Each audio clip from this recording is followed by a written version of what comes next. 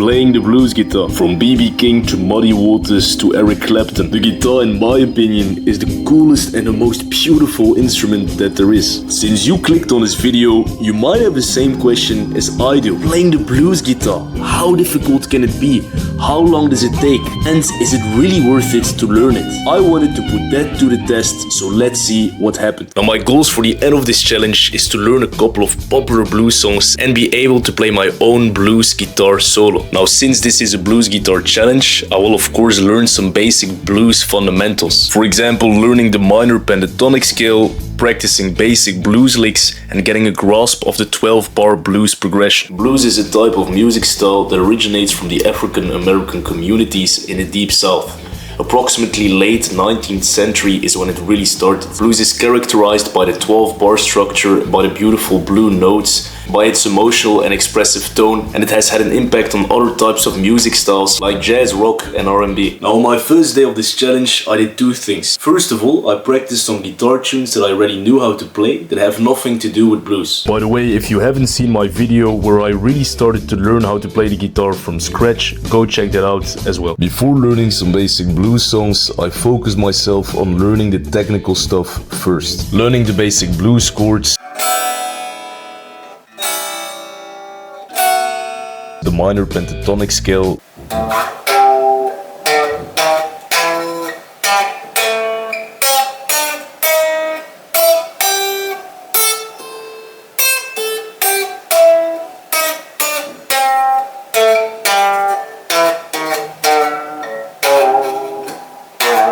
the 12-bar blues progression,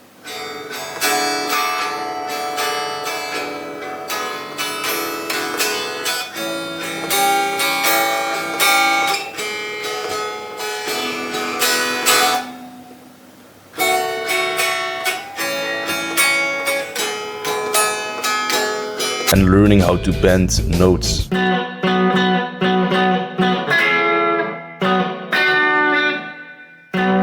After learning some blues basics, I focused myself on learning some blues guitar songs. I also tried to learn how to play The Thrill Is Gone by B.B. King, but I struggled a lot with that song.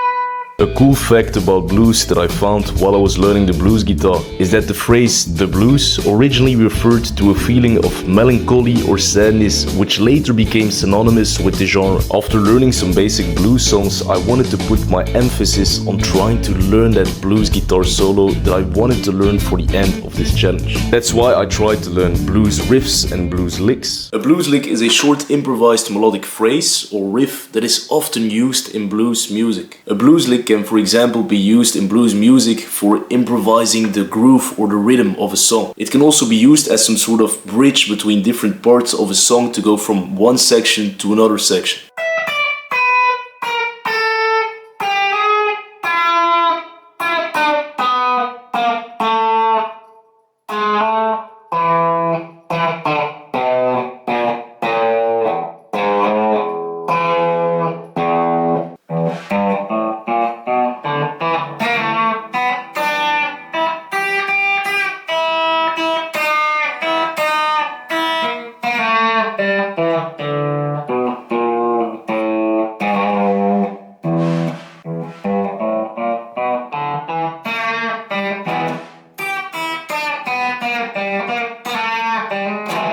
While I was learning the blues guitar, I struggled to learn how to play the guitar in a fast way. It felt like it took me too much time to learn the basic stuff. That's why I searched on the internet how to learn how to play the guitar, but in a faster way. Now, two important things that I found is to start practicing with a metronome and to focus on finger strength and dexterity. When you practice with a metronome, you can start slow and gradually increase your speed to improve timing and precision, making your playing more solid and controlled. When you focus on finger strength and dexterity, it's important to incorporate exercises that target your fingers, such as finger picking patterns or chromatic scales. To make a good blues solo, there are a couple of important factors to incorporate. For example, understanding the blues scale is super important. It's the foundation of a blues solo and it's based on a minor pentatonic scale with an added blue note or the flat 5. Using phrasing and dynamics is super important as well. Now, phrasing is just like you're telling a story. Your solo should have a clear beginning, middle and end. Dynamics refers to playing with loud and soft dynamics, using more aggressive bends or softer notes depending on the emotional context of the solo. Adding some turns and slides can give a nice feel to the solo as well, and working with the blues progression is super important as well. That's of course the reason why I learned how to play that 12-bar blues progression. To make that blues solo, I also tried to take some inspiration from legendary blues artists like B.B. King, Albert King and a couple of other more. Before I created my own blues solo, I decided to learn a couple of other blues riffs that I found on YouTube. Learning some other blues riffs allowed me to be more comfortable to create my own blues solo.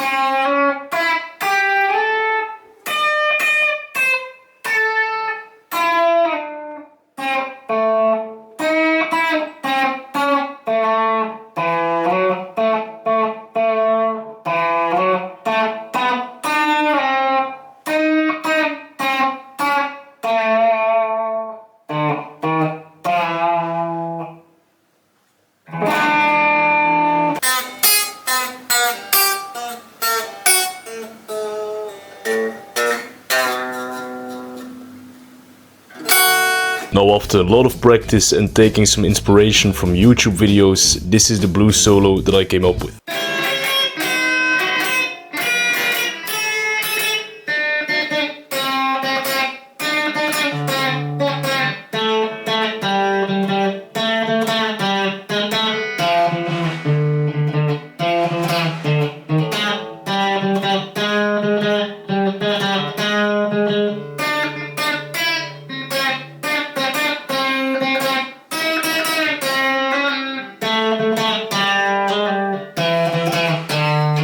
Now, I'm not sure if this fits exactly with all of the requirements for a blues solo, but I tried to play most of the notes on the pentatonic scale, and I just wanted to play something that felt bluesy and that I enjoyed. As always, thank you for watching this video, and if you have some feedback for improving my guitar skills, please let me know in the comments, and see you on the next one.